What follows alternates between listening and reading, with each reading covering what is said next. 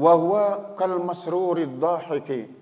Dia bagikan orang yang sangat-sangat senang lalu tertawa, sangat senang dan tertawa. Tsumma qala, lalu dia berkata, alakum gairuha, apakah buat kalian selain daripada keriba ini?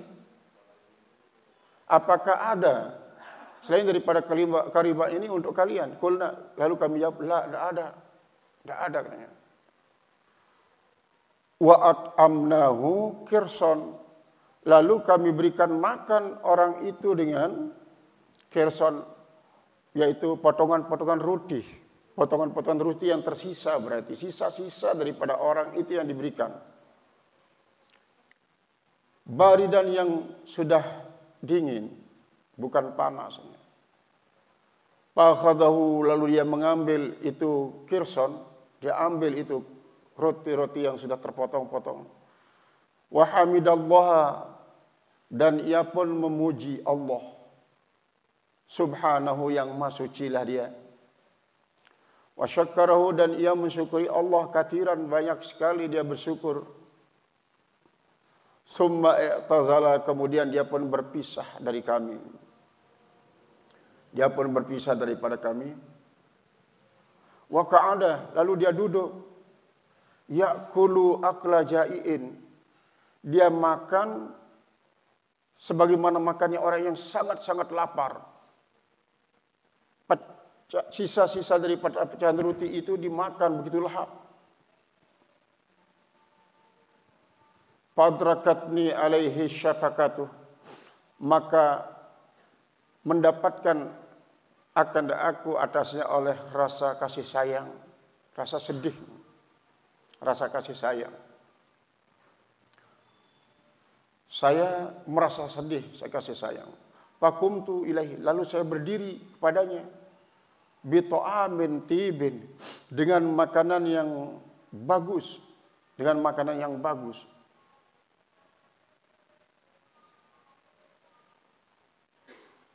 Kana ma'ana, makanan bagus yang ada bersama kami. Artinya makanan yang masih ada pada kami yang bagus-bagus saya berikan dia. Wa aktsartu lahu minhu, dan saya perbanyak baginya daripada makanan yang sudah diberikan tadi pertama itu. Fakultu, lalu saya katakan, kada alimtu annahu lam yaqa, kada alimtu, sesungguhnya aku telah tahu, annahu lam yaqa, bahwasanya tidaklah jatuh, minka, daripada engkau, al-karsu, potongan-potongan roti, bimauqi'in, di tempat jatuhnya, padunaka hadza ta'am, maka bukan untuk itu sebenarnya, untuk kamu, bukan untuk kamu itu makanan, bukan untuk kamu. Panazara fi wajhi, lalu dia memandang pada wajah saya, wa tabassama, lalu dia tersenyum. Panazara fi wajhi, lalu dia memandang pada wajah saya, wa tabassama, lalu dia tersenyum.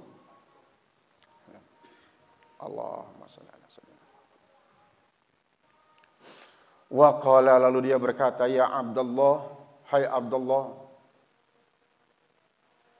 innama hiya pawratu ju'in, hanya saja dia adalah terlalu cepat mengalami kelaparan. Artinya hanya saja itu, apa yang saya lakukan ini merupakan tanda daripada secepat lapar. Pala ubali, tapi saya tidak peduli. Pala ubali, maka saya tidak peduli. Bi ai syai'in radattuha, dengan apa sesuatu yang kami tolak akan itu lapar itu. Kami tidak peduli dengan apa kami mengatasi lapar itu. Ani, dari saya. Faraja'tu anhu, maka saya pun kembali daripadanya. Faqala li rajulun, maka berkatalah bagiku seorang laki-laki.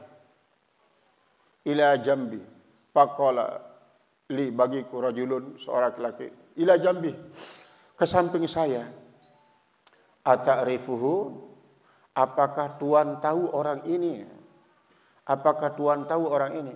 Qultu, saya katakan, la, saya tidak tahu. Saya tidak tahu. Qala innahu rajulun min Bani Hashim.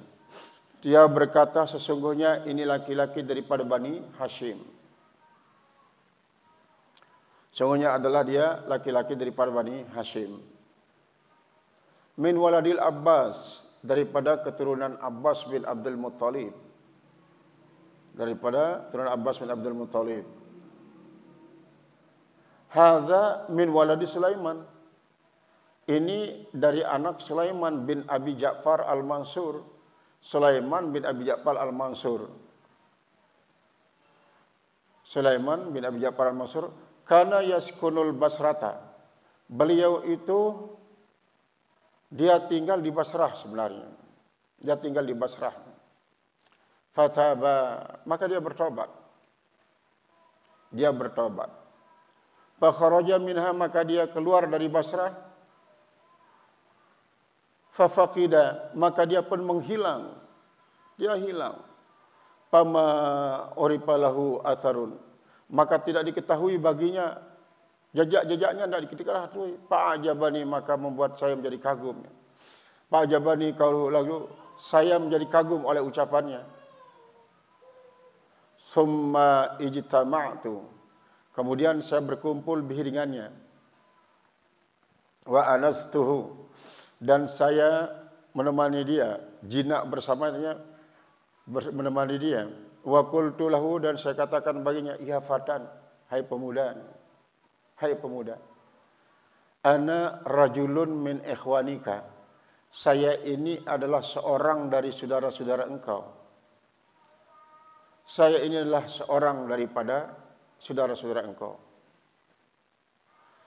Wa qad balaghani, dan sesungguhnya telah sampai kepadaku, mau diaka di tempat engkau.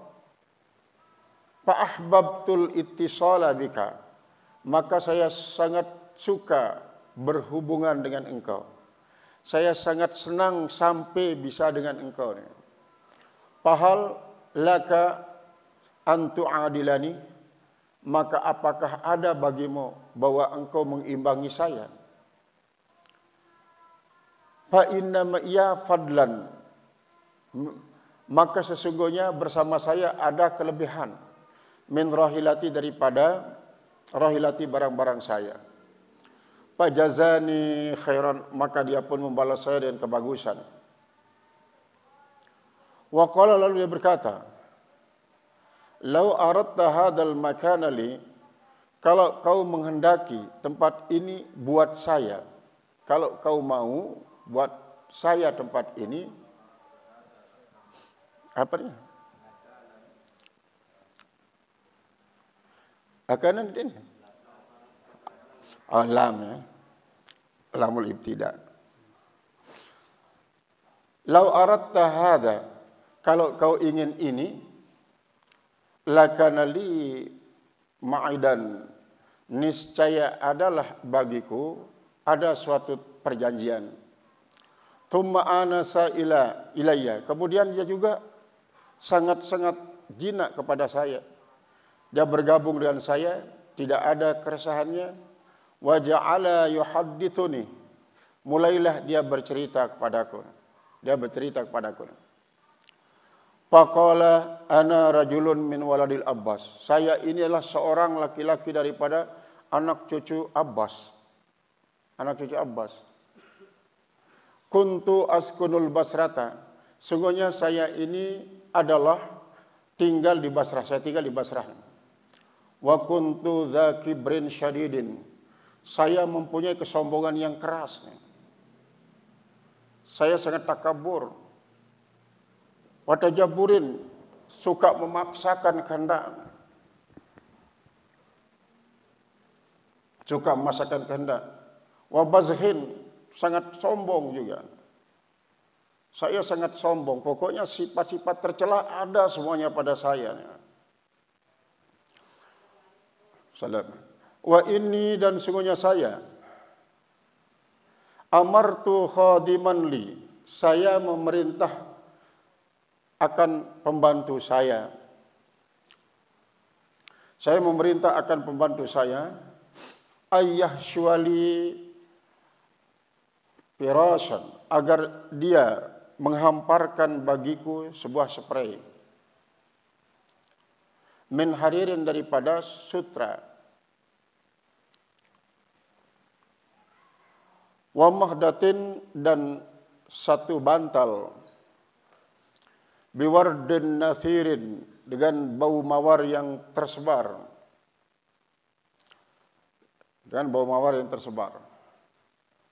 Fabainama ana naimun, maka di saat saya itu tidur, saat tidur,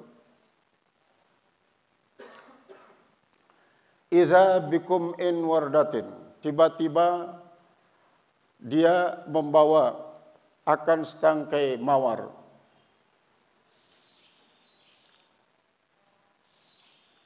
Kad aqalat anhul ma'idatu, yang sesungguhnya telah melusuhkan dia oleh itu si pembantu.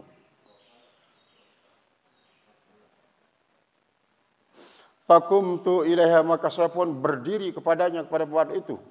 Fa'auja'tuha darban, maka saya langsung auja'tuha. Pada dasarnya auja'tuha itu saya laparkan ya. Saya langsung berikan tamparan satu pukulan ini. Summa uttu ila madji'i, kemudian saya pun kembali kepada tempat tidur saya. Ba'da ikhrajil kum'i minal mihdati, setelah mengeluarkan setangkai daripada minal mihdati, daripada itu si bantal. Fa'atani atin, tiba-tiba datanglah kepadaku oleh seorang yang datang, fi manami, pada tidur saya. Fi suratin fazi'atin, yaitu pada penampilan yang sangat-sangat sangar. Fahazzani, lalu dia menghina saya, dia mengolok-olok saya, dia mencaci maki saya. Waqala, dan berkata laki-laki yang sangar itu, afki min gasyiatika, sadarlah kau daripada pingsanmu. Kinayah. Wa absir min khairatika, lalu kamu betul-betul keluar daripada kebingunganmu, kamu sedang gundah gulana. Kemudian dia pun membaca, dia mengubah suatu syair, yaqulu,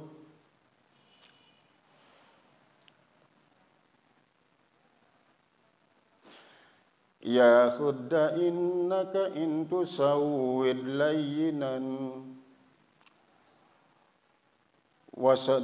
wasadtu ba'dal mauti summal jandali, pamahid li nafsika salihan tas'ad bihi, faltan diman gadan idza lam taf'ali.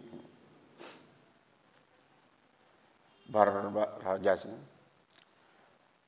Mustaf'ilun mustaf'ilun mustaf'ilun mustaf'ilun mustaf'ilun mustaf'ilun.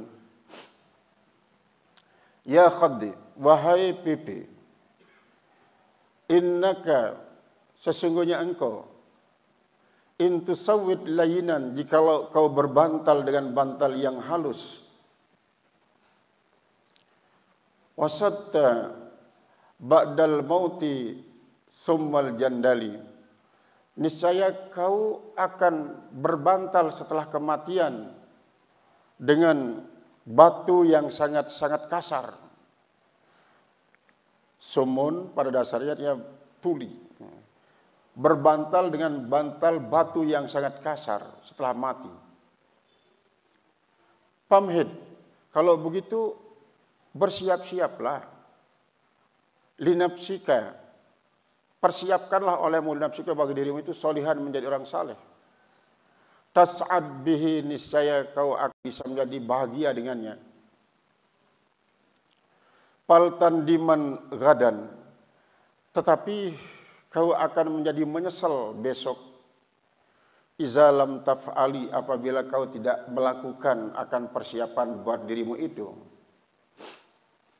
Qala pantabahtu faz'an. Lalu dia berkata, aku pun menjadi jaga, faz'an dalam keadaan terkejut. Fakharatu min sa'ati, maka saya pun keluar daripada saat itu juga. Ila Rabbi, kepada Tuhan saya, hariban, terus dalam keadaan lari-lari mendekat kepada Tuhan. Fahada khabari, maka inilah cerita dariku. Qala jabat ini.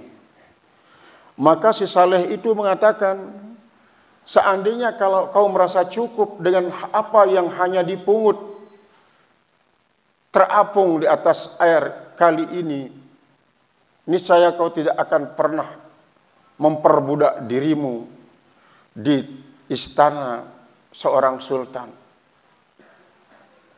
Itu jawaban yang didapatkan oleh si pejabat ini dari orang saleh yang qanaah. Dia merasa cukup dengan apa yang diberikan oleh Allah Subhanahu wa taala. Karena di dalam satu makalah pun dikatakan bahwa min alamati sa'adatil mar'i, salah satu daripada tanda kebahagiaan seorang itu, dia pertama, dia al-khasyatu bil jalil, merasa takut dengan orang yang maha agung, itulah Allah Subhanahu wa taala. Kemudian wal a'mal bil tanzil, yang kedua, dia selalu berusaha untuk maksimal mengamalkan al-tanzil itu Al-Quran. Mengamalkan Al-Quran sesuai dengan kemampuannya. Kemudian yang ketiga, ar-ridha bil khalil. Dia berupaya dan berusaha untuk merasa ridha dengan pemberian Allah sekecil apapun. Karena yang dipandang secara materialismenya itu adalah bukan materialnya, tapi siapa yang memberikannya. Walaupun dia sangat sedikit, tetapi yang memberikan dia adalah Allah Subhanahu wa taala, maka dia akan merasa sangat bahagia. Karena menilai yang kecil dari Allah taala itu jauh lebih bagus dibanding daripada yang besar tetapi selain daripada Allah. Itu bagi orang yang belum mengenal semua pemberian dari Allah, walaupun mungkin melalui makhluk manusia ataupun alam semesta. Kemudian dalam kisah ini, itu sesungguhnya yang menjadi inti adalah suatu hidayah, suatu petunjuk lewat sebuah mimpi yang diperlihatkan setelah orang itu mengalami titik maksimal tinggi daripada kejahatannya, kesombongannya, ketakaburannya. Dan itulah yang membawa dia menjadi orang yang qanaah. Jadi kesombongannya itu sudah dikatakan titik klimaks sudah oleh Allah Subhanahu wa taala. Lalu Allah menyayangi dia, diberikanlah hidayah lewat sebuah mimpi. Seperti yang digambarkan tadi itu. Jadi seorang waliullah berhaji. Lalu dalam perjalanannya dia berhenti di sebuah perhentian yang biasa digunakan untuk istirahat sejenak oleh para lalu lalang yang akan pergi ke Madinah, ke Mekah, sampai Yaman, baik pada musim haji maupun pada musim-musim bukan haji. Untuk apa? Untuk melepas lelah sejenak, mungkin ada manfaatnya. Nah, disinilah kita lihat bahwa tiba-tiba beliau yang berkisah ini dipertemukan oleh dengan seseorang yang menurut dia pantas untuk diajak untuk berbicara, yang kemungkinan besar akan ada manfaatnya untuk penguatan iman, penguatan ketakwaan, penguatan kesabaran, dan lain sebagainya. Ternyata betul. Ternyata perjumpaan ini sangat bermakna bagi sang wali yang bertemu dengan seorang ini. Jadi diawali dengan sebuah pemberian yang diberikan pertama kali oleh si wali ini kepada laki-laki yang ditemuinya adalah sisa-sisa roti yang tidak habis dimakan oleh keluarga, oleh jamaah. Pada saat itu sisanya inilah diberikan kepada si Saleh yang laki-laki. Karena begitu dia lapar, dia makan sangat lahap. Tidak peduli dia. Dia tidak peduli itu adalah sisa-sisa bekas orang yang mungkin ada apa dan itu di situ. Tidak peduli. Dia langsung makan. Begitu lahap dia makan. Sampai dia mengatakan bahwa kelaparan ini sudah terlalu lama. Saya tidak peduli untuk mengatasinya dengan sesuatu yang betul-betul halal tapi dari Allah Subhanahu wa taala. Bukannya saya tidak menemukan makanan di tempat lain, tetapi apa yang diberikan kepada saya sekarang ini, saya rasakan betul-betul itu adalah sudah tidak ada keraguan lagi tentang kehalalannya. Sampai habis. Sampai habis makanan itu. Kemudian begitu juga minuman yang diberikan. Keriba yang diberikan berisi air cukuplah pada waktu itu langsung digendong oleh seorang laki-laki yang saleh ini. Lalu dia bertanya, masih ada kan di antara kalian yang membawa keriba-keriba yang berisi air untuk kebutuhan kalian? Maka rombongan itu menjawab, ya masih ada memang. Masih ada. Setelah agak kenyang, makan dengan itu roti yang pecah-pecahan, maka si orang yang berhaji yang bercerita ini terus memberikan yang baik. Yang baik diberikan, yang masih utuh. Lagi-lagi dimakan lebih lahap. Karena begitu apa? Karena begitu laparnya laki-laki ini. Lalu setelah dia selesai makan, ada seorang dari temannya bercerita. Beliau ini adalah termasuk dia zuriyah Hashimiyah ini. Zuriyah Rasulullah SAW. Artinya dia mungkin zuriyah daripada paman beliau, yaitu Abbas. Bagaimana ceritanya? Nah, nanti saja tanya dia. Nanti saja tanya. Setelah begitu akrab, dekat, sudah tidak canggung lagi untuk ditanya. Dia pun nanti kalau menjawab tidak merasa canggung, memberikan jawaban yang sangat-sangat rahasia mungkin buat dirinya. Akhirnya beliau itu menceritakan, saya ini adalah keturunan Abbasiyah. Berarti dia adalah salah seorang daripada keturunan Bani Abbas yang kebetulan berkuasa di Basrah. Apakah dia menjadi sultan pada waktu itu, menjadi pembantu sultan atau menjadi menteri? Yang penting dia memiliki jabatan yang sangat strategis sehingga tidak disadari hal itu menyebabkan dia menjadi orang yang takabur. Sombong sekali dia. Sangat-sangat kasar kepada para bawahannya. Sangat kasar. Dia sombong. Dia tidak peduli siapa yang di hadapannya, di sampingnya. Kalau dia mau mengeluarkan kata-kata, tidak pernah ditahan. Kalau dia melakukan tindakan apapun, tidak pernah dipikirkan. Pokoknya asal keluar. Akhirnya pada satu saat katanya, dia memanggil seorang pembantu di malam hari. Kemudian pembantu ini disuruh untuk menghamparkan spray buat tidurnya. Kemudian perlengkapan-perlengkapan tidur yang lain harus lengkap. Lengkap semuanya. Di tengah-tengah malam ada seorang pembantu yang membawakan dia apa yang tadinya sungguhnya dipesankan sebelum tidur, dibawakan setelah dia tidur, membangunkan dia. Nah, inilah yang menyebabkan dia marah. Langsung dipukul habis-habisan itu si pembantu perempuan. Sampai betul-betul puaslah dia memukul perempuan itu. Dan perempuan itu menjadi loyo. Lah, barulah dia kembali ke tempat tidurnya. Ini orang yang sombong ini. Dia cepat sekali tidur. Begitu dia tidur, terlelap sedikit, tiba-tiba muncul seorang dengan penampilan yang sangat sangar, penampilan yang sangat-sangat menakutkan, membuat dia betul-betul nyalinya hilang. Ketakaburannya pun tidak akan ada lagi. Itulah yang mengomelinya.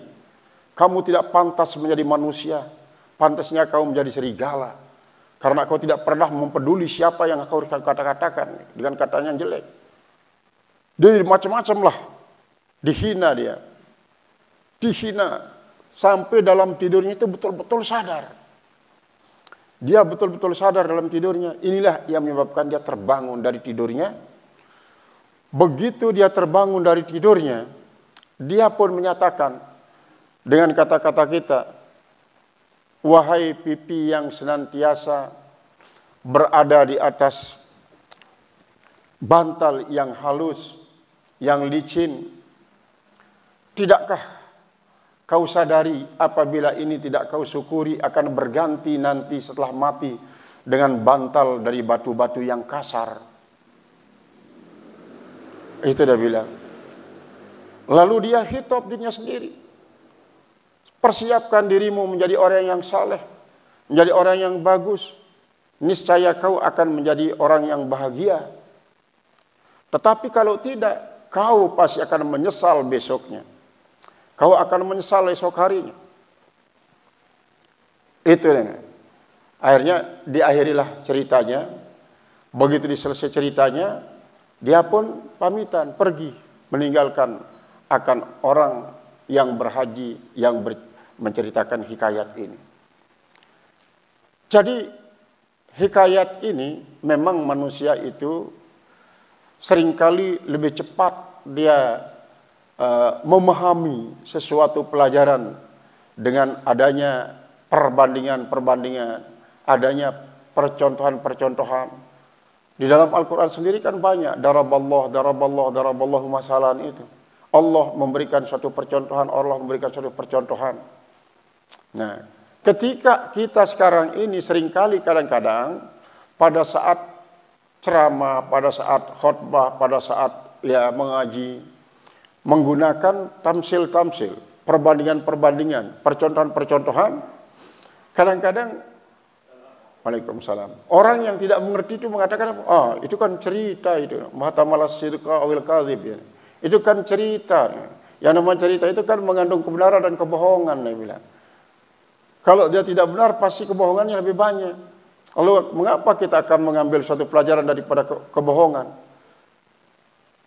Itu adalah seringkali disampaikan oleh orang-orang yang memang tidak mau mendapatkan peringatan. Sebab apa?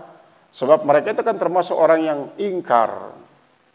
Yang namanya orang ingkar seringkali melihat siapa yang berkata-kata, bukan apa yang dikatakan. Ada memang baik orang awam yang awam. Orang awam kalau sudah begitu dia cinta kepada salah seorang tokoh, dia mengatakan apa? Jangankan ini suatu kebenaran yang dikatakan oleh beliau. Seandainya dia mengajak saya masuk neraka sekalipun saya akan mau.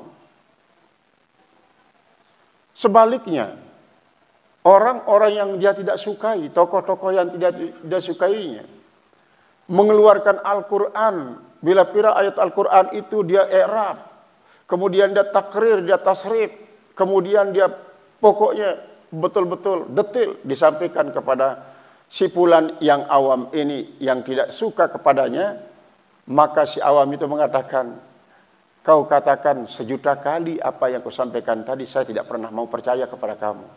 Karena mereka itu mengatakan, panzur ila mangkola, katakan pandang orang yang berkata. Orang-orang yang berkata. Dulu pada suatu era memang terjadi semacam itu. Terjadi. Ada sebuah perguruan yang sangat-sangat nyentrik dalam kajian-kajian ketauhidannya. Hanya banyak para pengikut-pengikutnya. Dan pengikutnya ini pengikut-pengikut yang betul-betul solid, bahkan militan. Sehingga apapun kita katakan kepada dia untuk meluruskan dia, kalau tidak keluar dari mulut sang guru yang ia cintai, tidak akan pernah mau diterima. Al-Quran sekalipun, apalagi hadis. Al-Quran, ayat Al-Quran, padahal dia sendiri kadang-kadang tidak bisa baca Al-Quran. Nah, ini merupakan salah satu contoh daripada karakter manusia yang memang selalu panzur ila mangkola, memandang kepada apa yang siapa yang berkata, bukan panzur ila mangkola. Artinya begini, di dalam kitab ini banyak menyajikan kisah-kisah, hikayat-hikayat daripada para aulia illah yang kadang-kadang tidak masuk akal, begitu hebatnya. Tidak masuk akal. Seperti hal kisahnya yang dulu seorang yang disuruh oleh guru mursyid untuk mencari orang yang mulia, tempatnya untuk minta barakah. Sesampainya di situ ternyata yang ditemui ini orang yang semua kulitnya habis dimakan oleh ulet karena penyakit kudis yang tidak bisa diatasi. Nanahnya berceceran, ulet pun berjatuhan dari tubuhnya. Lalu dia terperangah, orang semacam ini tempat saya disuruh untuk minta barakah oleh Tuan Mursyid. Di dalam hatinya akhirnya dia mau pulang. Begitu dia mau pulang, kenapa mau pulang? Kan kau disuruh oleh gurumu untuk mencari saya, kenapa kau mau pulang?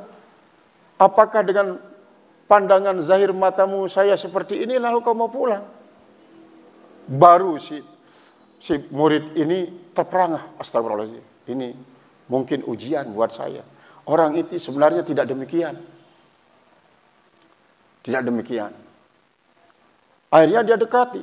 Begitu dia dekati, dia terus bercerita tentang bahwa dirinya disuruh untuk mencari orang mulia, tempatnya mencari barakah.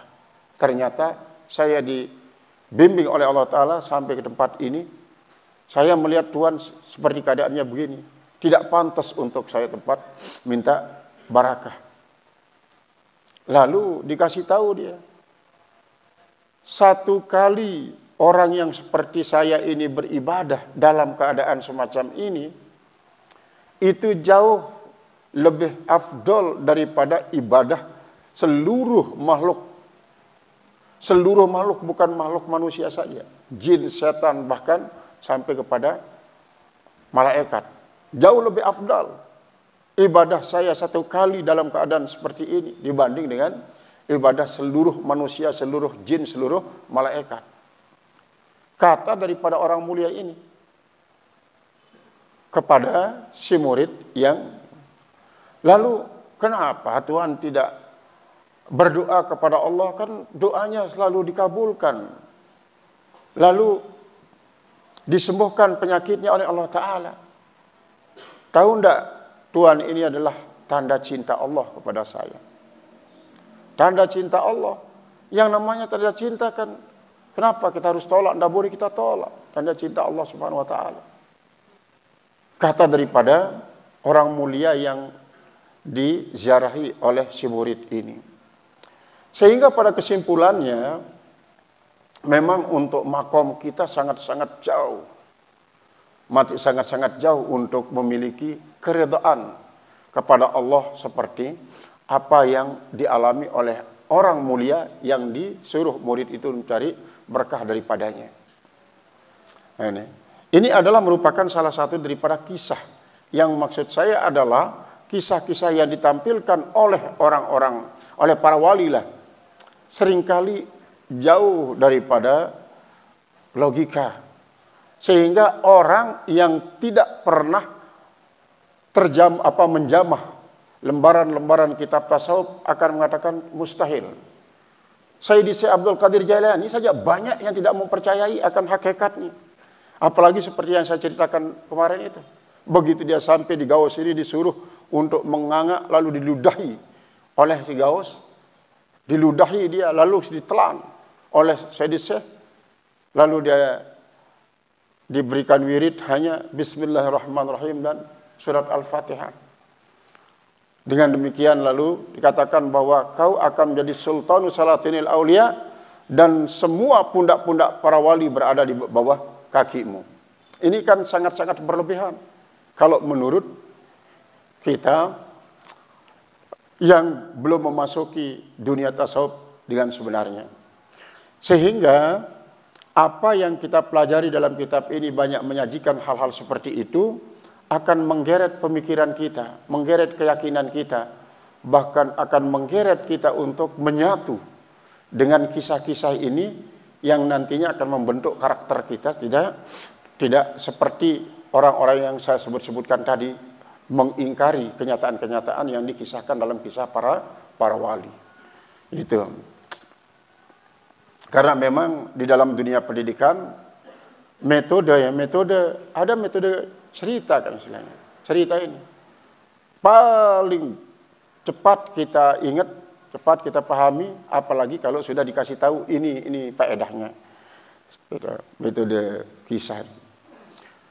Qala al-musannif rahimallahu taala, man lam yaqbal 'ala Allahi bimulatafil ihsani quyida ilaihi bisalasilil imtihani. Malam yakbal, siapa saja yang tidak menerima alallahi atas Allah bimulatabil ihsani dengan kelembutan-kelembutan ihsan, quyida ilaihi bisalasil imtihani, niscaya akan diborgol kepadanya dengan rantai-rantai ujian. Dengan rantai-rantai ujian. An-nufusul karimatu, jiwa-jiwa yang mulia. Takbalu alallahi, menerima atas Allah Subhanahu wa taala, atau kalau kita artikan takbalu ini artinya datang ke atas Allah Subhanahu wa taala bimulatabil ihsani, tetapi para ulama menerima atas Allah taala dengan kelembutan-kelembutan kebaikannya, wa mualati fadlihi, dan dengan iringan-iringan daripada anugerahnya, wa amtinanihi, dan pemberian-pemberiannya,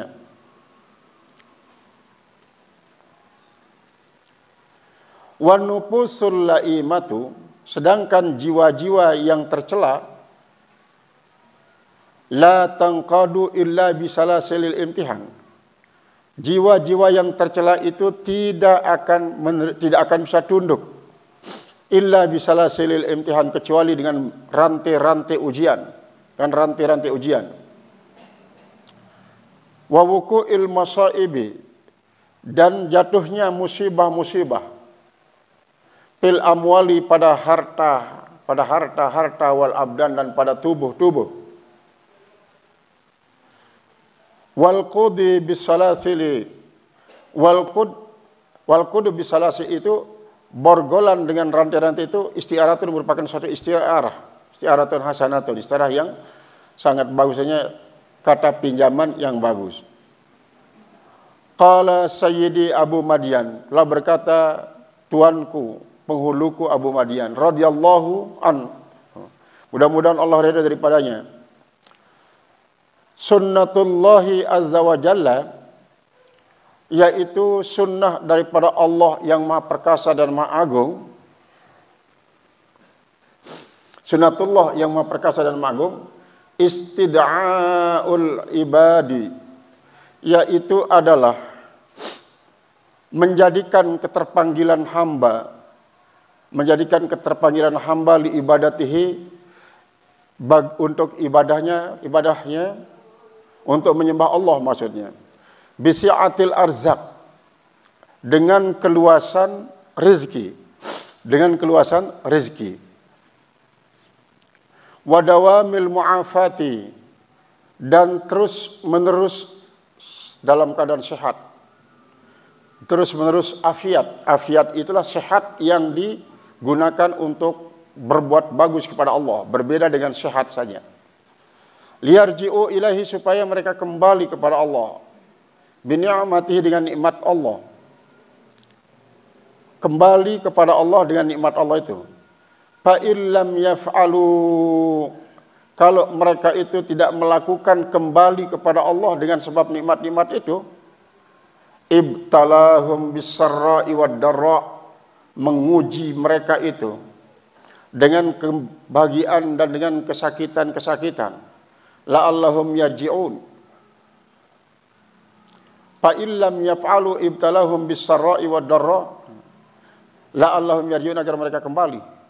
Li'anna muradahu azza wa jalla, karena bahwasanya kehendak daripada azza wa jalla, Allah yang perkasa dan agung, ruju'ul abdi ilaihi, kembalinya hamba itu kepadanya, tau'an au karhan, baik secara sukarela maupun secara terpaksa. Kalau kita dengar apa yang dikatakan oleh beliau dalam ibarat ini, maka kita dapat memahami bahwa apabila suatu kelembutan, kebaikan yang diberikan kita oleh Allah Subhanahu wa taala, kita tidak memanfaatkannya sebagai suatu alat untuk bersyukur kepada Allah. Bersyukur artinya dalam hal inilah kembali kepada Allah, menjadi orang yang taat kepada Allah, menjadi orang yang takut kepada Allah Subhanahu wa taala. Ini kan cara Allah Ta'ala memanggil kita untuk kembali, memanggil kita untuk taat dengan fasilitas-fasilitas yang menyenangkan, yang membahagiakan, supaya kita itu mulazamatut ta'ah ala Allah. Tapi ternyata tidak kita manfaatkan itu sebagai satu alat yang akan buat kita menjadi dekat kepada Allah. Itu tanda cintanya Allah. Akhirnya Allah akan menggantikan fasilitas yang menyenangkan, yang membahagiakan ini, yang kita tidak sambut dia dengan sebuah pengembalian diri kepada Allah Ta'ala, maka Allah akan menggunakan cara lain. Akan menggunakan cara lain. Bagaimana caranya? Diborgol kita dengan berbagai macam ujian-ujian, berbagai macam malapetaka, berbagai macam kesengsaraan, penghinaan, dan lain sebagainya. Nah, ini cara Allah. Jadi, ternyata dari ibarat ini dapat kita mengetahui bagaimanapun keadaan umat Islam lah, saudara-saudara kita umat Islam, keadaannya apakah dia sengsara ataupun dia bahagia, itu sungguhnya cara Allah untuk membuat mereka itu kembali kepada Allah. Tapi kadang-kadang kita tidak paham kan. Kalau kita gambarkan begini, kalau kita gambarkan, kita di dalam kelas umpama, ada beberapa anak yang sangat kita ingin menjadi anak yang pintar, cerdas, dan lain sebagainya. Maka kita pakai metode basyiran terlebih dahulu. Basyiran. Kita berikan dia kabar gembira. Berikan sesuatu yang menyenangkan kepada dirinya. Supaya apa dia? Supaya dia rajin. Supaya dia bisa memenuhi keinginan orang tuanya menjadi seorang anak yang soleh. Berilmu dan soleh. Tapi ternyata basyiran ini tidak membuat dia menjadi apa? Menjadi terpengaruh, menjadi anak yang rajin. Maka kita gantikan dia dengan apa? Naziro. Ancaman-ancaman, dengan pokoknya sampai menyakiti secara fisik, menyakiti dia. Karena apa? Semua ini adalah keluar daripada keinginan kita untuk melihat santri ini menjadi santri yang berilmu, yang beradab, kemudian yang soleh. Nah, begitu juga seperti yang dikatakan oleh ini. Kalau kita tidak menyambut pemberian fasilitas dari Allah yang menyenangkan, membahagiakan, membuat kita dekat kepada Allah, rajin beribadah, rajin ngaji, rajin zikir, maka Allah nanti otomatis akan menggantikan dia. Sudah, kamu dengan ini tidak mempan ini. Akhirnya sekarang diberikan dia berbagai macam kesengsaraan. Diberikan kesengsaraan. Itu juga adalah tanda cinta Allah pada manusia ini. Jadi, semua yang diberikan oleh tanda cinta Allah. Cuma seperti tadi tidak direspon. Karena apa? Secara zahirnya tidak dipahami oleh kita, oleh umat Muhammad sallallahu alaihi wasallam. Akhirnya kadang-kadang terjadi sebaliknya. Ketika fasilitas yang membuat kita seharusnya semakin dekat kepada Allah Subhanahu wa taala itu kita gunakan dia untuk menjauhi Allah. Kita gunakan dia untuk menjauhi Allah. Justru dekat kepada musuh-musuh Allah. Sebaliknya, kesengsaraan yang diberikan oleh Allah bukannya membuat kita menjadi sadar dan menjadi tawaddu kepada Allah, justru menjadi putus asa daripada rahmat Allah, lalu mengatakan wah kedong.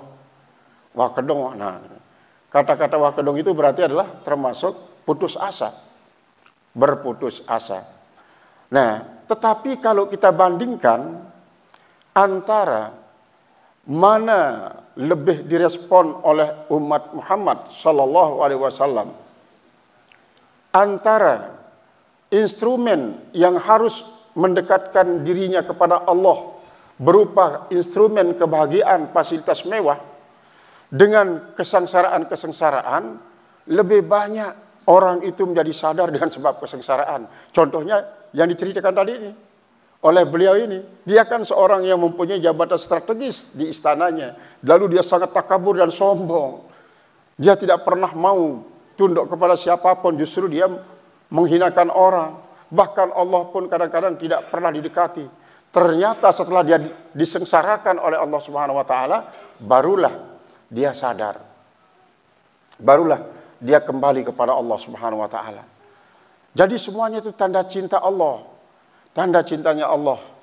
Kalau kita ingat akan hal itu, apapun keadaan yang diberikan oleh Allah, itu akan membuat kita menjadi redha.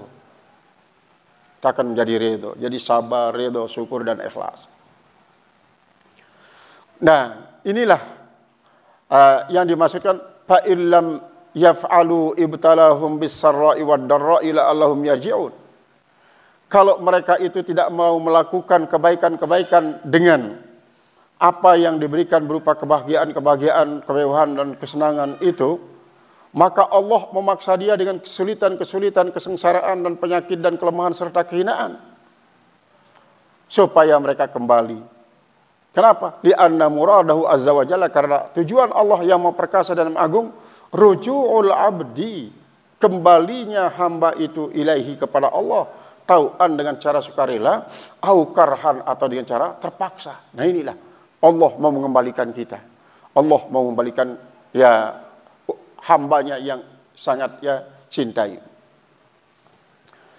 Malam yaskurin ni'ama, siapa saja yang tidak mensyukuri nikmat-nikmat,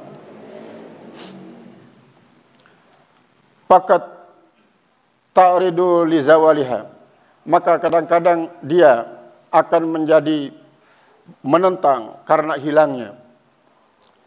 Wa man syakaraha, dan siapa saja mensyukuri nikmat, faqad qayyadaha bi aqaliha, maka sesungguhnya dia akan mengikatnya dengan ikatan yang sangat kuat. Syukrun ni'ami, syukur nikmat.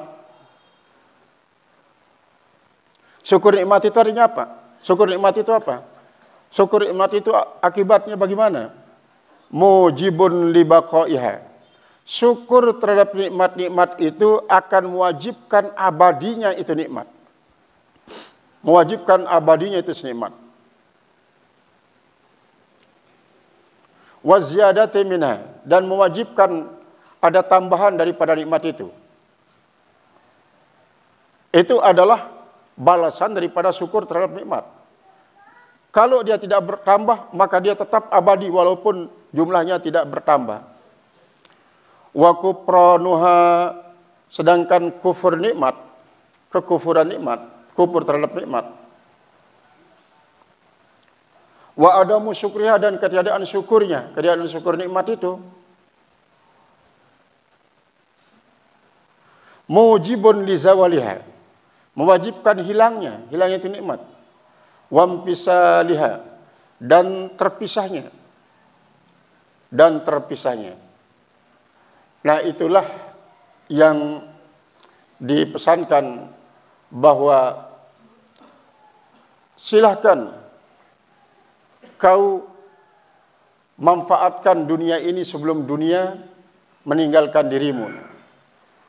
Manfaatkan dunia ini sebelum dunia meninggalkan dirimu. Artinya apa? Apa yang diberikan oleh Allah Subhanahu wa taala kepada kita berupa fasilitas-fasilitas yang membahagiakan, yang menunjang kesuksesan kita dalam beribadah, manfaatkan. Nah, karena apa? Karena bisa saja dia akan hilang. Hilang, diambil orang, atau dia menjadi rusak, tidak bisa kita manfaatkan lagi. Tidak bisa kita nikmati dia. Maka nikmat yang diberikan oleh Allah akan abadi. Sedangkan kalau kita ingkar kepada nikmat itu, dia akan hilang. La in syakartum la azidannakum wa la in kafartum inna adzabi lasyadid. Di sini dikatakan bahwa kufur terhadap nikmat dan tidak syukur terhadapnya berarti mewajibkan hilangnya. Kita coba kembali kepada apa yang disabdakan oleh Rasulullah SAW yang mengatakan, Man kanat lahu sa'atun bi ayyudhi walam yudhi fala yakrubanna musallana. Siapa saja yang diberikan kemampuan oleh Allah untuk berkorban, tetapi tidak berkorban, maka jangan sekali-kali dia dekat ke musallaku. Kenapa? Berkorban itu sesungguhnya adalah ibadah. Ibadah itu adalah merupakan satu bentuk syukur. Bentuk syukur terhadap nikmat Allah. Berkorban adalah merupakan salah satu bentuk syukur daripada nikmat Allah yang ada diberikan kepada kita. Kalau kita lakukan berarti kita orang yang syukur. Tapi kalau kita tidak lakukan berarti kita kufur. Nah ini, kufur nikmat. Kita dikatakan kufur nikmat. Kufur nikmat itu kan memang tidak sama dengan kufur etikad. Kalau kufur etikad berarti sudah tidak ada iman. Kalau ini iman masih ada, cuma kita kufur nikmat. Namun pengaruh daripada kufur nikmat ini sama artinya dengan tidak punya iman. Orang yang tidak punya iman beramal soleh kasarabin. Amal solehnya itu bagikan fata morgana. Bagikan fata morgana. Fata morgana adalah kita pandang dari kejauhan kelihatan seperti air. Tapi begitu kita sampai di tempat itu ternyata tanah gersang. Hanya kelihatannya saja bagus, jernih, menggiurkan, menyejukkan. Tapi ternyata tumpukan atau gundukan tanah-tanah gersang yang sangat panas. Kasar kalau diinjak, keras kalau digenggam. Itu fata morgana. Maka orang yang punya kemampuan untuk berkorban, dia dianggap oleh Rasulullah, tidak usah, sudah kamu datang ke masjid, tidak ada artinya. Karena kau kufur nikmat. Karena kau kufur nikmat. Maka salat kita itu tidak diberikan pahala oleh Allah Subhanahu wa taala dengan sebab dia tidak didasari oleh suatu keimanan yang sempurna, sebagaimana perbuatan orang-orang kafir yang tidak mendasari akan perbuatannya dengan imanan wahtisabah itu. Nah, itulah sebabnya sekecil apapun nikmat yang diberikan oleh Allah Subhanahu wa taala, kalau kita tidak syukuri membuat kita kufur nikmat. Boleh jadi apa yang kita lakukan berupa ibadah di saat kita tidak syukur nikmat itu tidak akan punya arti. Tidak akan punya arti. Karena kita sedang kufur nikmat. Seperti orang kafir yang tidak punya iman, ya kafir itikad itu. Lalu bagaimana cara kita supaya sekecil apapun nikmat itu kita syukuri dan syukur yang bagi? Kembalilah kepada Allah. Ini dari Allah. Ini dari Allah. Sehingga manfaatkan dia dengan sebaik-baiknya. Seperti yang dianjurkan oleh Rasulullah. Nanti di sini kita akan digeret untuk mengingat bahwa semua anggota tubuh kita ini adalah merupakan anugerah nikmat dari Allah. Kita gunakan sesuai pada manfaatnya. Sesuai dengan gunanya. Sehingga kita tidak kufur nikmat. Inilah yang dikaji secara detail oleh para sufi supaya jangan sampai dia itu dengan nikmat yang sekecil apapun dia dianggap menjadi kufur nikmat kalau dia tidak syukuri. Qala al-muhaddits rahimahullah taala, qala Sayyidi Abu Madyan, telah berkata tuanku Abu Madyan radhiyallahu, mudah-mudahan Allah Subhanahu wa taala ridha daripadanya. Sunnatullah azza wa jalla istida'ul ibadi li ibadatihi bi si'atil arzaq. Allah Subhanahu wa taala menjadikan suatu panggilan bagi hamba-hambanya untuk berkhidmat atau beribadah hanya kepada Allah dengan dorongan ada rezeki yang banyak, yang luas. Wa daul mu'afat, kemudian daul mu'afat. Dia kembali ya. Qala wa adamu syukriha mujibul lizawaliha. Dan ketiadaan syukur kepada nikmat itulah mewajibkan bagi hilangnya itu nikmat wa fisolihah dan berpisahnya daripada orang yang diberikan nikmat. Qala Allah Ta'ala, berfirman Allah Subhanahu wa taala, la in syakartum la azidannakum. Jika kalian bersyukur kepada Allah Subhanahu wa taala, niscaya saya akan berikan tambahan kepada kalian. Saya akan berikan tambahan. Dan Allah berfirman tidak pernah akan menyalahi apa yang dijanjikan. Apa yang difirmankan itu pasti. Cuma kadang-kadang kita yang diberikan amanah berupa nikmat itu tidak yakin. Tidak yakin bahwa Allah pasti akan memberikan tambahan. Kita yang tidak yakin.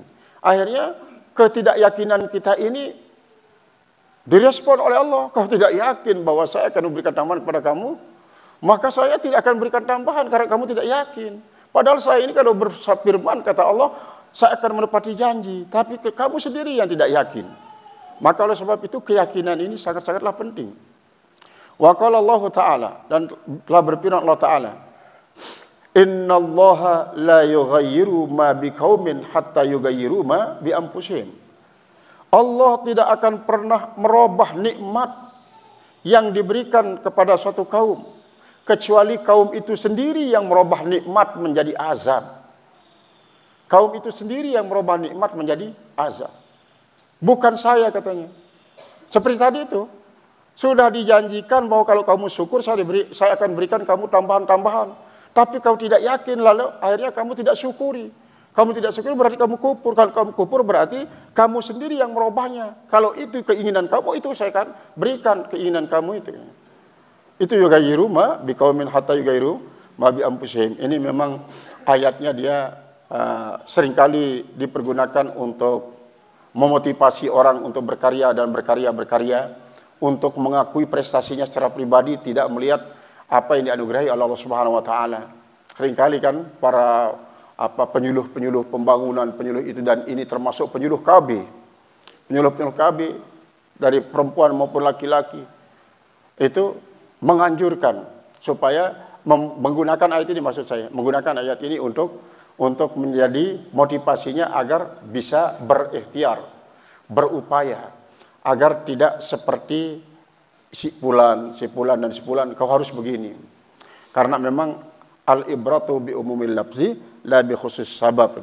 Yang dipandang keumuman lafaznya bukan kekhususan sebabnya. Bukan kekhususan sebabnya. Tetapi makna yang sesungguhnya adalah seperti tadi itu. Allah tidak akan pernah merubah suatu nikmat yang diberikan kepada hambanya, kecuali kalau hamba itu sendiri merubahnya menjadi malapetaka, maka jadilah dia malapetaka. Misalnya begini, sudah diberikan fasilitas begitu banyak, mobilnya banyak sekali, lalu mobil ini dipergunakan untuk konvoi, membuat orang menjadi tercengang. Kok banyak sekali mobilnya si anu ya? Sementara dia sendiri mengatakan supaya tahu sekarang masyarakat ini bahwa saya punya banyak mobil. Terus sombong, takabur. Akhirnya tanpa disadari bahwa ada di antara mobil-mobil itu pecah bannya di saat dia berlari kencang, mengakibatkan di belakangnya menjadi terbentur, akhirnya masuk ke jurang semuanya. Maka yang takabur tadi itu terazab oleh apa? Banyak sekali kecelakaan mobil ini. Padahal kita sudah membangga-banggakan dia menjadi fasilitas untuk menyenangkan keluarga. Tapi sekarang sudah habis, semuanya masuk jurang. Mulailah dia, mentalnya ambruk. Kemana lagi saya punya, kalah saya bersaing sama si anu, dia bilang. Begitu dia bertemu dengan saingannya, dia betul-betul tidak berani mengangkat pundak, dia terus begini.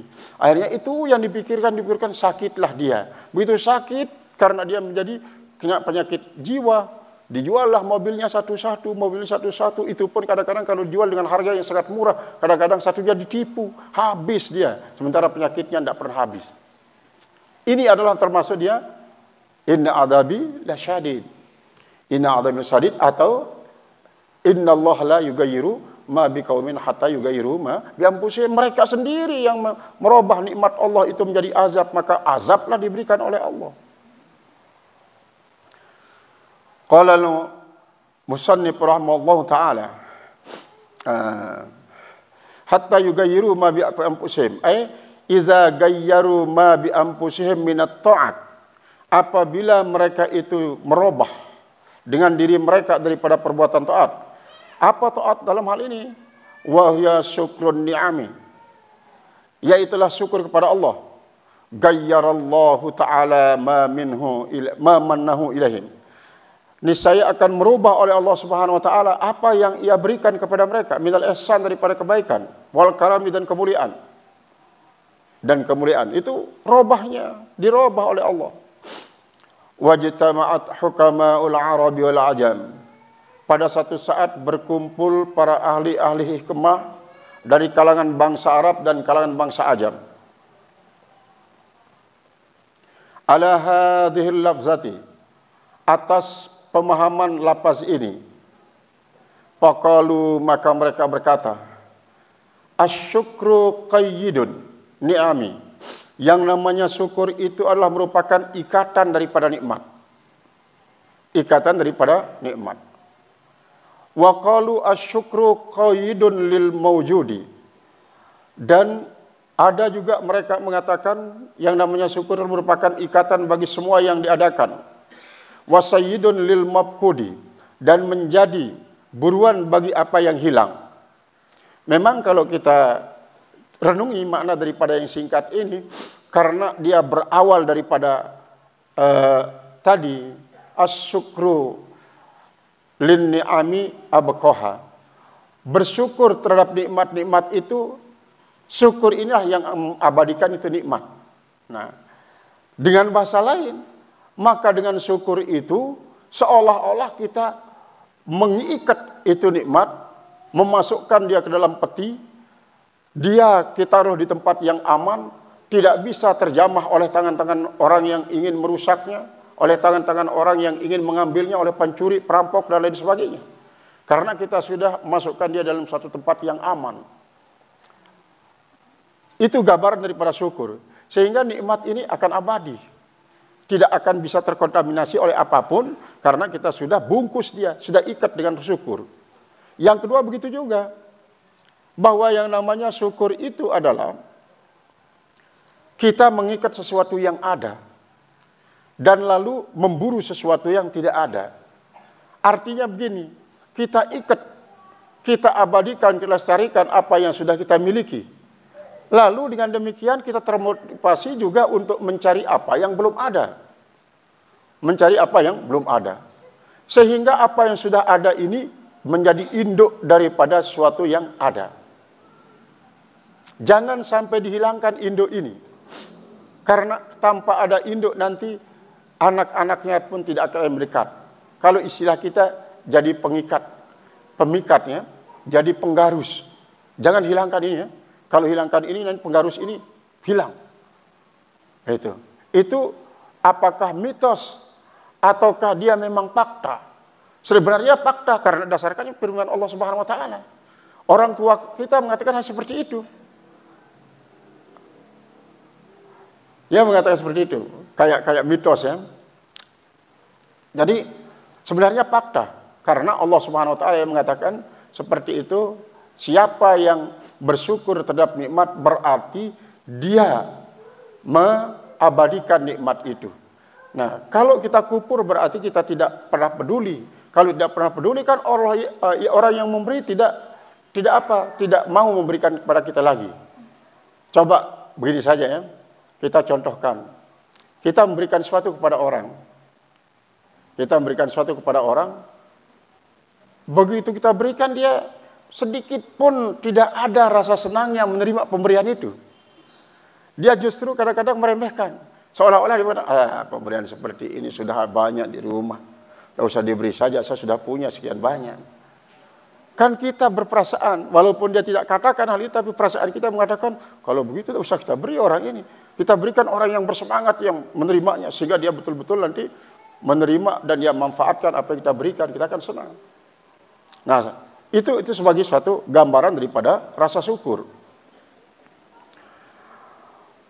Wa kana yuqalu, dan adalah dikatakan, an-ni'amu idza ru'ayat bisyukri, yang namanya nikmat-nikmat itu apabila dipelihara dia dengan syukur, fahiya atwaqun, maka dia adalah merupakan kalung-kalung. Wa idza ru'yat bil kufri, apabila kita pelihara dia dengan kafiran, fahiya aglalun, maka dia adalah borgol. Jadi yang namanya nikmat itu kalau kita syukuri, dia ibarat daripada sebuah kalung emas ditatah, apa yang menjadi tatah berlian, kemudian mutiara. Dia sangat indah, membuat leher orang yang memakainya akan sangat-sangat cantik. Sebaliknya kalau dia itu dipelihara dengan kekafiran, artinya disambut dengan kekafiran, maka dia borgol. Borgol rantai. Rantainya juga dari apa? Rantainya itu daripada besi-besi karatan yang sudah dibakar. Begitu sudah dimasukkan ke leher, lehernya langsung menjadi terbakar. Itu ibaratnya, kata beliau. Wasyukru ala thalathati aujuhin. Syukur itu 3 wajah. Syukrun bil qalbi. Pertama adalah syukur dengan hati. Wa syukrun bil lisani, dan yang kedua adalah syukur dengan lidah. Wa syukrun bisairil jawarihi, dan yang ketiga adalah syukur dengan seluruh anggota tubuh. Memang kan kalau kita seringkali di mukadimah kitab, misalnya seperti di mukadimah Tijan Ad-Darari, kemudian di kitab-kitab tauhid itu, di situ dibahas tentang alhamdu dengan asyukru, sehingga hamdu dan syukru ini bisa menjadi yaitu umum khusus wajhi, bisa menjadi umum khusus mutlak, kata-kata daripada hamdu dan syukrun. Itu di mukadimah kitab-kitab tauhid itu banyak dibahas. Di Jandarari misalnya ada di situ. Coba dilihat kembali kalau kita kembali kepada masalah syukur menurut ilmu tauhid itu.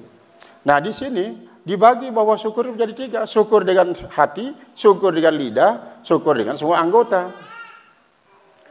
Fasyukrul qalbi, maka syukur hati itu ayya'lama anna ni'ama kullaha minallahi ta'ala. Yang namanya syukur dengan hati itu bahwa ia mengetahui bahwa semua nikmat-nikmat itu adalah dari Allah Ta'ala.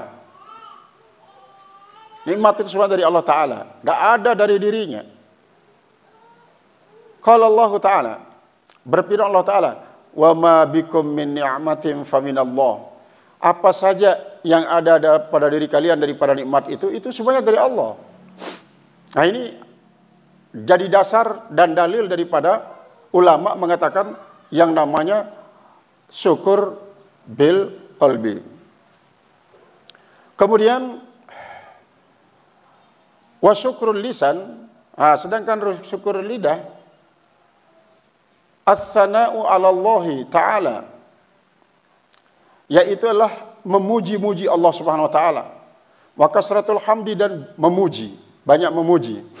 Antara sana dengan alhamdu itu umum khusus mutlak. Mutaradifat tapi umum khusus mutlak. Sana itu adalah termasuk dia kalau dalam ilmu mantik lafzun kulliyun. Sedangkan hamdu itu nau. Nau sama seperti al-insan adalah merupakan nau. Al-hayawan adalah lafaz kulli.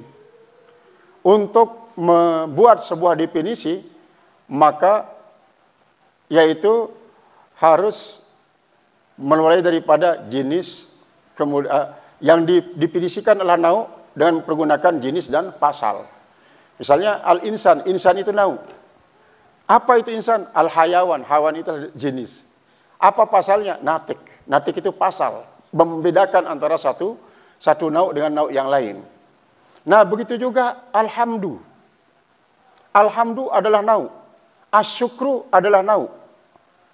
Untuk menghadirkan sebuah definisi alhamdu dan asyukru dia pakai asana. Sana ini jenis. Lafaz kulli jenis. Sana segala macam pujian. Segala macam pujian. Nah, ketika kita mengatakan alhamdulillahirabbil alamin, terus kita ungkapkan di situ sifat-sifat Allah yang terpuji, termasuk Ar-Rahmanir Rahim Maliki Yaumiddin. Ini adalah merupakan sana semuanya. Misalnya kita memuji itu kan ada pujian yang sifatnya datang dari orang yang memuji dan sifatnya datang dari orang yang terpuji. Artinya pujian yang datang daripada orang memuji karena kekagumannya dia saja secara pribadi. Dia memuji orang tersebut sementara orang lain tidak memujinya. Ini adalah datang daripada orang yang memuji. Sedangkan kalau dari orang yang dipuji, maka siapapun melihat dia, mengetahui dia, pasti dia dipuji. Pasti dia dipuji orang tersebut. Itulah al-asana. Asana ini adalah kalimat-kalimat yang mulia untuk dipergunakan menjadi bagian daripada alhamdu. Bagian daripada alhamdu. Makanya dikatakan as-sana'u bil jamil. Lil mahmudi ala hasanatihi atau ala ilmihi atau ala karimihi dan lain sebagainya. Yaitu memberikan suatu pujian terhadap orang yang dipuji itu karena memang dia pantas untuk dipuji. Karena pantas dipuji dengan sebab betapa banyak kemuliaan-kemuliaannya. Qala al-musannif rahimahullahu taala wal madhi, dan banyak memuji juga. Antara madhu dengan alhamdu ini betul-betul mutaradipat, tidak seperti sana. Lahu wa yadkhulu fihi at-tahaddutsu bin ni'ami, dan masuklah padanya yaitu at-tahadduts bin ni'am. Tahadduts bin ni'am ini hakikatnya kita muji Allah. Wa amma bi ni'mati rabbika fahaddits. Adapun nikmat Tuhanmu, silakan ceritakan dia. Bagaimana menceritakannya? Tentu apa adanya. Ayat tersebut turun adalah karena kondisi para sahabat yang banyak butuh terhadap finansial. Tetapi mereka pada umumnya malu untuk mengungkapkan kebutuhannya. Maka para sahabat yang diberikan nikmatlah yang disuruh untuk bercerita tentang nikmat yang diberikan oleh Allah. Supaya apa? Supaya si yang berhajat itu, sahabat yang berhajat itu tidak merasa malu. Mungkin dengan cara berbisik untuk diberikan nikmat oleh yang disuruh untuk pahadis itu. Wa ma bi ni'mati rabbika pahadis. Seringkali kita dengar orang-orang alim, orang-orang saleh ketika dia bercerita tentang apa yang ada dirinya, itu berupa sesuatu yang apa? Sesuatu yang menyenangkan, membahagiakan, selalu mengatakan tahadus bini'am. Tahadus bini'am artinya saya ceritakan nikmat Allah, tentang bahwa saya ini sekarang sedang begini. Misalnya dia ceritakan tahadus bini'am, anak saya sekarang sudah lulus, dia menjadi sarjana. Anak saya sudah menghafal Al-Quran, anak saya sudah menghafal, dan ini tahadus bini'am. Supaya apa? Supaya jangan sampai nanti ceritanya itu menjadi sum'ah. Maka diawali dengan tahadus bini'am. Supaya orang nanti ikut merasa senang, lalu mengucapkan alhamdulillah diberikan nikmat oleh Allah Subhanahu wa taala, tanda syukurnya. Artinya begini, tahadus bini'am, kita bercerita tentang apa yang diberikan oleh Allah kepada kita itu termasuk bagian daripada syukur. Termasuk bagian daripada syukur.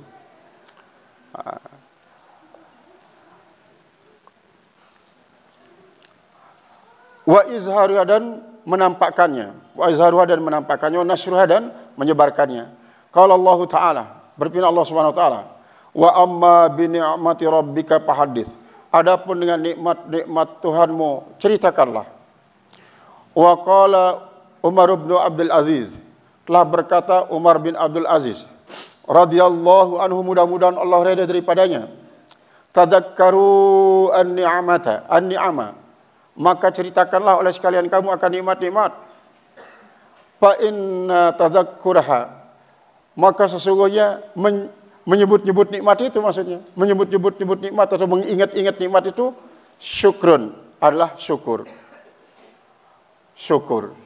Sehingga kalau kita kaitkan begini, ingat kepada nikmat, sekedar ingat dengan hati saja, kapan saja walaupun nikmat itu sudah kita dapatkan puluhan tahun yang lewat. Maka pada saat kita ingat itu termasuk tajdidun ni'am, memperbarui nikmat. Dapat pahala kita pada saat itu. Pada saat kita ingat ini. Sama dengan musibah. Musibah itu walaupun dia puluhan tahun sudah terjadi atau mungkin ratusan tahun terjadi. Lalu kita ingat musibah itu. Kita ingat musibah tersebut. Pada saat itu juga kita dapat pahala seperti pahala yang kita dapatkan pada saat terjadinya musibah. Maka ini pula lah yang dijadikan oleh para ulama menjadi dalil daripada adanya haul, ya. Adanya haul, adanya ulang tahun. Kita ingat musibah. Nah, berbeda dengan pemahaman orang yang ada di samping kita. Ingat daripada musibah itu berarti adalah niyahah katanya. Merupakan bentuk daripada ratapan. Meratap itu adalah masuk neraka. Ya karena pahamannya mereka seperti itu kan. Kalau kita ingat musibah kita katanya meratap, berjam-jam. Padahal Rasulullah mengatakan ingat musibah kapanpun yang terjadi, maka dia berarti memperbaharui akan itu si musibah, dia dapat pahala seperti pada saat dia dapatkan terjadinya musibah tersebut. Itulah sebabnya Khadijah meninggal dunia pada hari Selasa bulan Ramadan. Hari Selasa tanggal 11 bulan Ramadan. Maka setiap kali datang tanggal 11 bulan Ramadan, Rasulullah lalu bikin makanan minuman. Diantarkan para tetangganya, diantarkan para sahabat-sahabat Khadijah. Lalu dia bicarakan kebaikan Khadijah di hadapan para keluarganya, para tetangga, bahkan para sahabatnya. Ini adalah merupakan salah satu bentuk daripada ingat atas musibah. Kalau ingat kepada nikmat itu adalah merupakan satu nikmat yang memperbarui akan pahala kita, maka ingat kepada musibah itu juga begitu. Kita memperbarui ingatan kita pada musibah berarti sama kita dapat pahala seperti pada saat kita menghadapi musibah yang pertama kalinya. Wa min syukril lisani aydan, di antara syukur secara lidah itu juga syukrul wasaiti bis sana'i, yaitu adalah syukurnya wasait perantara-perantara bisana dengan memuji alaihim atas mereka. Artinya bisa saja kita tidak langsung mensyukurinya, tetapi ada hal-hal yang membuat kita ingat pada nikmat tersebut, maka kita pun berdoa kepada mereka.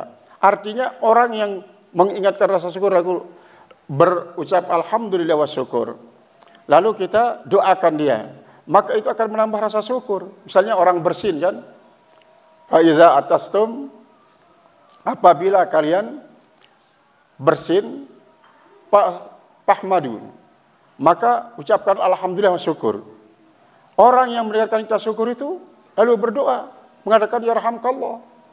Begitu kita dengarkan yarhamkallah, kita mengatakan yahdikallah, dan seterusnya. Itu akan terus menjadi wasaid wa du'a lahum, dan menjadi doa atas bagi mereka. Wa fi hadits Nu'man, sedangkan dalam hadis An-Nu'man bin Bashir radhiyallahu anhu, mudah-mudahan Allah Subhanahu wa taala ridha daripadanya, anna Rasulullah sallallahu alaihi wasallam qala, man lam yashkuril qalila, siapa saja yang tidak bisa mensyukuri yang sedikit, lam yashkuril katsira, maka dia dianggap tidak bisa mensyukuri yang banyak. Wal man lam yashkurin nas lam yashkurillah, siapa saja yang tidak bisa mensyukuri manusia berarti dia tidak bisa mensyukuri Allah.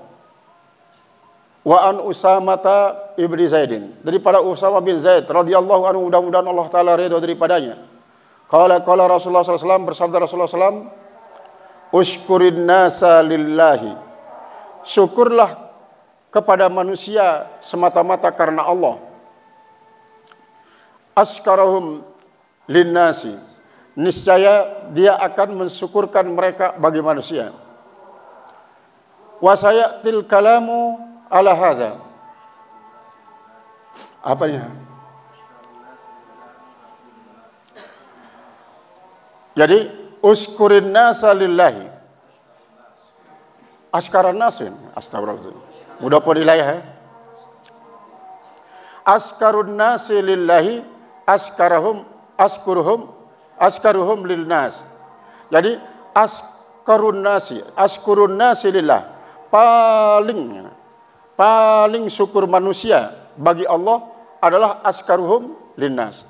Yang paling syukur mereka bagi manusia. Ini sama dengan yang disabdakan oleh Rasulullah pada malam yaskurinna salam yaskurillah. Maka dikatakan lebih tegas lagi oleh Rasulullah. Jadi manusia yang paling bersyukur bagi Allah adalah ternyata yang paling bersyukur manusia itu bagi manusia. Yang paling bersyukurnya bagi manusia. Nah, artinya begini. Artinya sama dengan pemberian ya. Sama dengan pemberian. Ketika kita menerima sesuatu daripada manusia, maka kita harus ingat bahwa hakikatnya bukan manusia ini yang memberikan kepada kita, tetapi Allah. Begitu juga ketika kita bersyukur kepada manusia. Ketika kita bersyukur kepada manusia, hakikatnya bukan kita bersyukur kepada manusia yang memberikan kepada kita melalui dia itu, tapi hakikatnya kita bersyukur kepada Allah. Maka seukuran bagaimana, seukuran berapa kualitas daripada rasa syukur kita kepada Allah, maka bergantung kepada kualitas syukurnya kita kepada manusia. Misalnya begini, memang pada dasarnya kan wala tamnun tastakfir. Jangan sekali-kali kau memberikan sesuatu dengan harapan mendapatkan imbalan lebih banyak daripada orang yang kita berikan. Seperti ceritanya yang diceritakan siapa? Oleh Zainuddin MZ itu kan, ada seorang yang datang ziarah ke seorang kiai yang membawa hanya satu kekise ubi kayu. Begitu dia akan berangkat pulang, jangan pulang dulu kata kiai, tunggu sebentar. Akhirnya disuruh dia untuk membawa seekor kambing. Menjadi apa? Menjadi balsannya.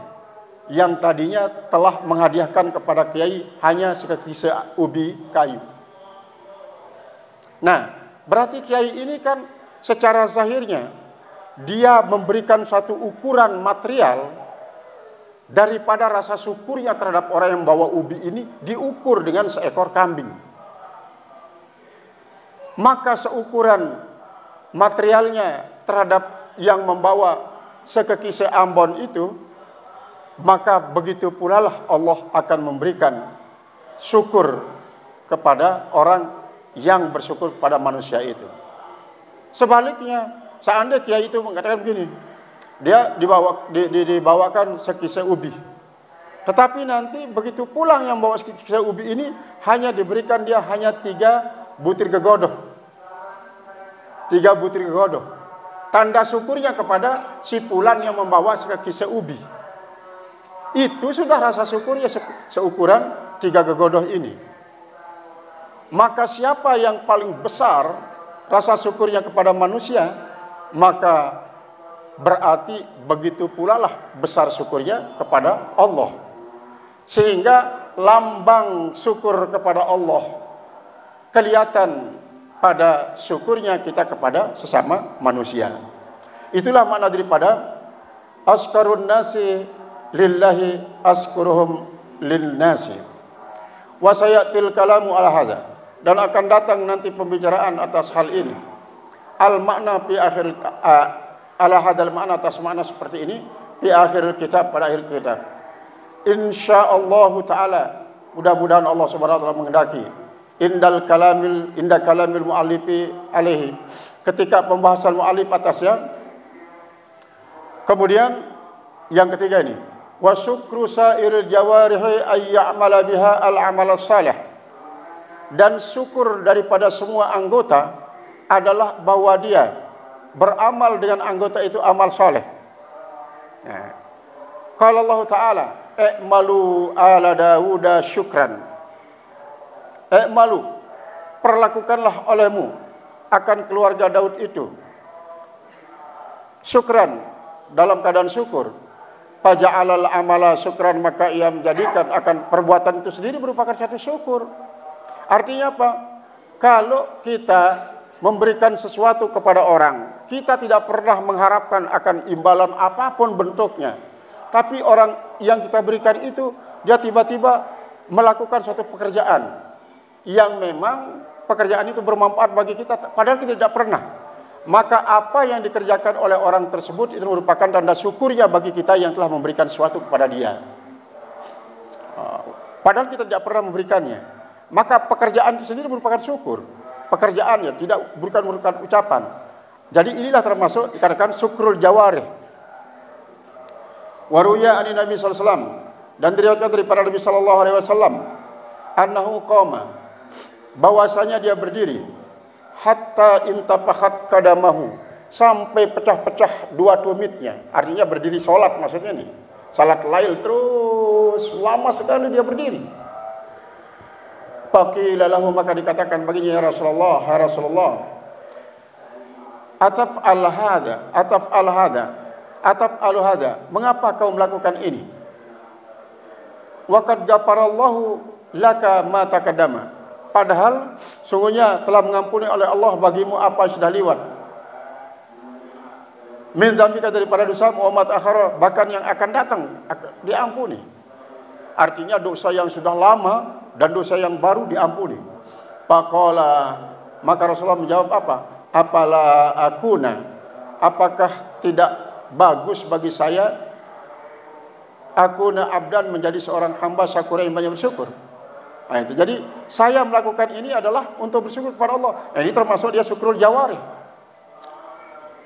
Wa sa'ala rajulun Aba Hazim radhiyallahu anhu, dan menanya oleh seorang akan Abu Hazim, mudah-mudahan Allah ridha daripadanya. Faqala lahu, maka dia berkata baginya, ma syukrul ainain, apa tanda syukurnya dua mata? Artinya bagaimana caranya kita menjadikan mata itu bisa bersyukur? Qala idza ra'aita bihima khairan, apabila kau gunakan dengan keduanya melihat kebagusan. Apabila kau melihat dengan keduanya itu akan kebagusan. Alan, tahu kau nyatakan dia. Wa idza ra'aita bihima syarran, apabila kau lihat dengan keduanya itu kejahatan. Syarrathu, membuat dia satar tahu dia. Jadi kalau kau melihat dengan dua mata itu kebagusan, kamu nampakkan dia biar orang tahu, orang lain tahulah. Wa iza ra'aita bihi masaran satar tahu, maka kau tutup dia. Artinya dia begini, seolah-olah tidak melihat kan, atau dia begini. Jadi ini termasuk kita supaya tidak ditahu oleh orang kita melihat kejahatan. Itu tandanya bahwa mata bersyukur. Qala, fama syukrul uznain, apa itu syukur dua mata? Qala, sami'ta bihima khairan, kau dengarkan dengan keduanya kebagusan. Wa'aitahu, lalu kau perhatikan dia. Jadi apa yang kau dengarkan itu kau perhatikan. Wa iza sami'ta bihima syarran, dapan tahu. Kalau kau dengarkan dengan keduanya itu akan kejahatan, kau timbun dia. Kau timbun. Qala fama syukrul yadain, lalu dia berkata, apa tanda syukurnya dua tangan? Qala la ta'khuz bihima ma laysa laka, jangan kau ambil dengan keduanya apa yang bukan milikmu. Wala tamna haqqallah haqqan, maka janganlah kau cegah satu hak huwa lillah, yang padahal dia milik Allah. Bihima, pada dua tangan itu. Qala fama syukrul batni, apa tanda syukurnya perut? Qala ayyakuna aspaluhu sabran, bahwa ada bagian bawahnya itu sabar. Artinya kalau dia sedang berada dalam keadaan lapar, ya sabar. Wa alahu ilman, bagian atasnya ilmu. Qala fama syukrul faraj, apa tanda syukurnya faraj? Qala kama qala Allah Ta'ala, walladzina hum li furujihim hafizun, dan orang-orang yang bagi parat-parat mereka itu memelihara.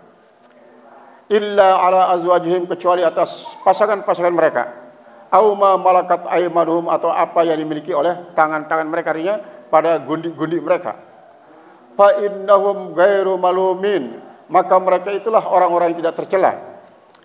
Qala fa ma syukru rajulain, apa tanda syukurnya rijlain, dua kaki? Qala in ra'aita syai'an ghabbattahu, apabila kau melihat akan sesuatu, kau langkahkan dia, istakmaltah, lalu kau lakukan dengan keduanya, fihi, pada itu sesuatu. Wa in ra'aita syai'an makkatahu, apabila, jadi maksudnya apabila kau melihat sesuatu yang kau sukai dia, istakmaltahuma, kau lakukan itu kaki untuk melangkah padanya. Wa in ra'aita syai'an makkatahu, kalau kau melihat sesuatu yang kau tidak sukai, yang kau benci, kapaptahuma, maka kapat itu kau kumpulkan, artinya kau bahasanya dilipat ya, kapaptahuma, kau lipat akan keduanya. Itu kalau kau lihat sesuatu itu jahat, kau lipat itu kaki, tidak mau kau panjangkan, apalagi pergi ke sana. An amalihi, daripada melakukannya. Wa anta syakirun lillahi ta'ala, padahal pada saat itu kau syukur karena Allah Ta'ala. Fa amma man syakara bilisanihi, adapun orang-orang yang syukur dengan lidahnya, walam yashkur bi jami'i a'dhahi, tetapi dia tidak syukur dengan semua anggotanya. Fa mataluhu kamathali rajulin, maka perumpamaannya seperti seumpama seorang lahu kisaun, dia punya pakaian, fa khadha bi tarfihi, dia mengambil tepi pakaian itu, walam yalbasu, tapi dia tidak memakainya, falam yanfa'hu, dan dia tidak memberikan manfaat baginya dari kenikmatan itu, minal harri wal bardi, daripada panas dan daripada dingin. Dulu ada orang pada musim jarang kendaraan itu, dia punya sandal, dia pergi ke Ampenan, tidak pernah dipakai sandalnya, padahal jalan sangat panas. Ataupun sebaliknya, dia punya sepeda, dia hanya geret begini sepedanya, tidak pernah dinaiki. Nah, tidak pernah dinaiki. Dia jalan sudah sama sepeda itu, tidak ditunggang, tidak dikendarai sepedanya. Maka orang yang seperti itu, dia hanya bisa bersyukur dengan lidah, tapi tidak bisa bersyukur dengan apa? Anggota tubuhnya.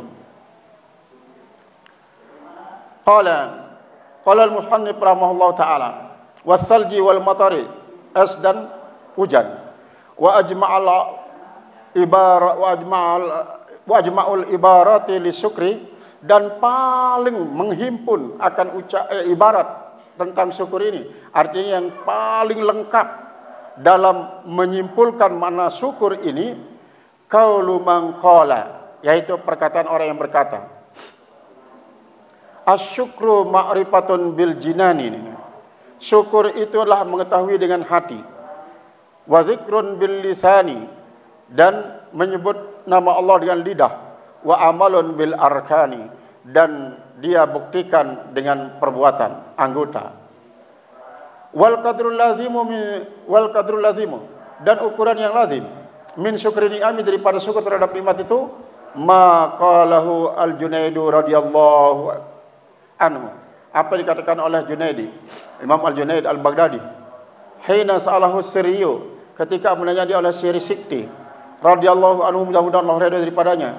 Qala al-Junaidu, berkata Junaid radhiyallahu anhu, kuntu baina yaday sirri, aku berada di hadapan Siri Sikti radhiyallahu anhu, mudah-mudahan Allah ridha daripadanya. Wa ana ibnu sab'u sinina, padahal saya ibnu sab'i sinin, anak yang masih berumur 7 tahun. Wa baina yadayhi jama'atun, dan di hadapannya ada jamaah, yatakalamuna, dia berbicara, bisyukri, tentang syukur. Jadi Junaid al-Baghdadi masih kecil, suka mendengarkan omongan orang tua. Faqala, maka berkata bagiku, ya gulamu, hai anak, masyukru, apa itu syukur? Junaid al-Baghdadi waktu berumur 7 tahun. Dua orang-orang di situ, para ulama-ulama besar yang berbicara tentang makna syukur. Justru semua ditanya, termasuk lagi rian daripada Junaid al-Baghdadi yang berumur 7 tahun itu. Ditanya, masyukru, apa syukur katanya? Fakultu, alla yu'sillaha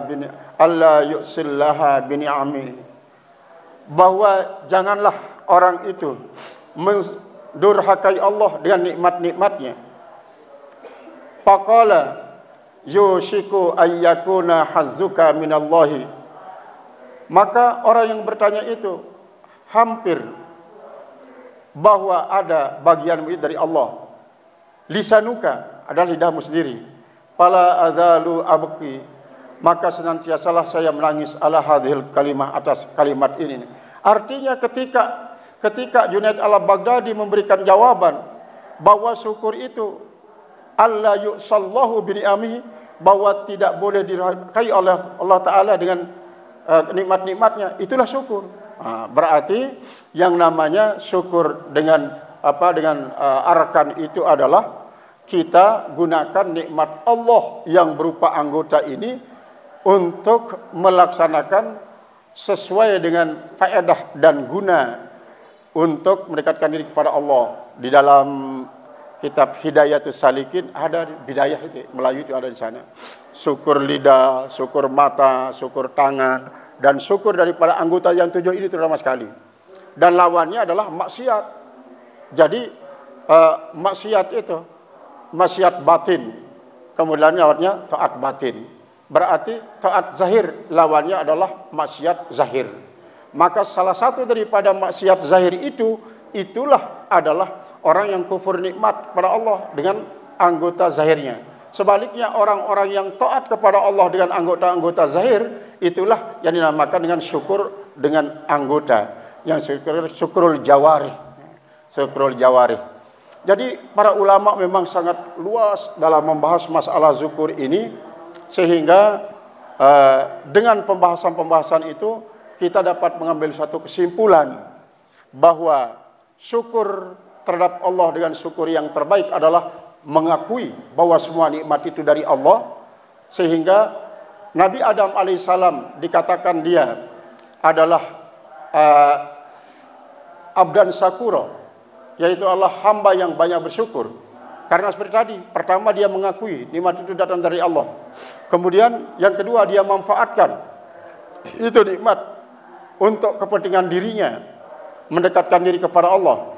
Kemudian yang ketiga adalah dia meyakini bahwa nikmat ini dari siapapun ia terima hakikatnya dari Allah, dan dia adalah digunakan untuk menguji dia apakah dia menjadi abdan syakura atau tidak, seperti yang dikatakan oleh Nabi Sulaiman alaihissalam, hadza min fadli rabbi liyabluwani ashkuru am akfuru. Ini adalah merupakan anugerah dari Allah untuk menguji saya apakah saya akan bisa syukur nikmat atau menjadi kufur nikmat. Nah, inilah pembicaraan kita tentang masalah syukur dengan berbagai macam pembahasannya dan berbagai macam yang diberikan oleh para ulama-ulama tasawuf tentang syukur. Mudah-mudahan ada manfaatnya bagi kita semua untuk meningkatkan syukur kepada Allah Subhanahu wa taala dan menghindarkan diri daripada sifat-sifat kufur nikmat. Nah, jadi untuk bulan Ramadan ini sampai di sini pengajian kita dulu, nanti insyaallah kita laksanakan sesuai dengan jadwal yang sudah disusun oleh panitia. Nah, sambil menunggu tibanya berbuka puasa, kita persilahkan salah seorang berzikir dan berdoa. Assalamualaikum warahmatullahi wabarakatuh.